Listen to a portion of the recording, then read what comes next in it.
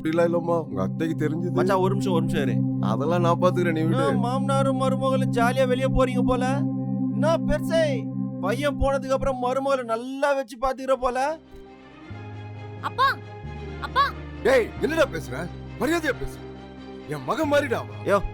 எல்லாம் எனக்கு தெரியா. மருமகளை வச்சுக்கிற உன்னினாயா மரியாதை? பொறுக்கி நாயே, செருப்பு பிஞ்சிடும். வாங்கப்பா போலாம்.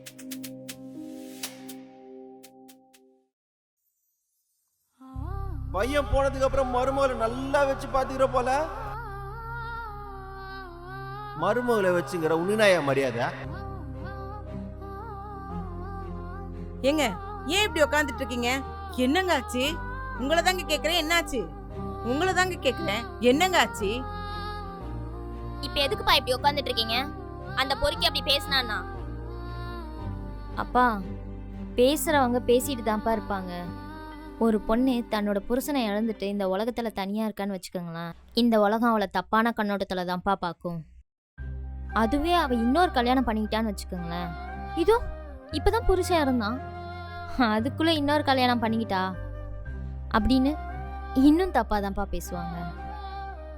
அப்பா, இந்த உலகத்துல பொண்ணுங்க நாங்க என்ன பண்ணாலும் அது தப்பு தான்ப்பா. அது நாங்க வாங்கிட்டு வந்த சாபமா என்னன்னு தெரியல. அப்பா, நான் ஒன்று சொல்லவா? அண்ணன் தங்கச்சிங்க ஒன்னா போனாலே தப்பா பேசுற உலகம்ப்பா இது. ஆனா அப்பா ஸ்தானத்துல இருக்கீங்க,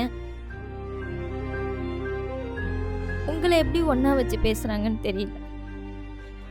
ச்சே, நினைச்சாவே அருவருப்பா இருக்கு.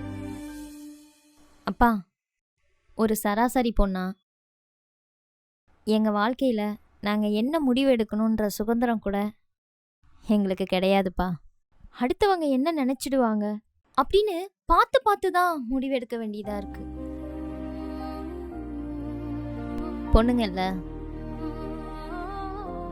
அப்பா, நான் ஒரு அப்பட்டமான உண்மையை சொல்லவா?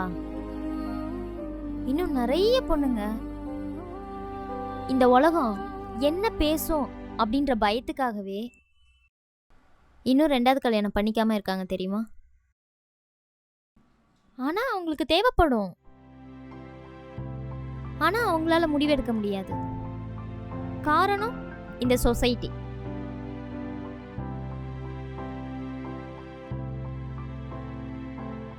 யாரு என்ன சொன்னாலும் நான் உங்களுக்கு மக, நீங்க எனக்கு அப்பா.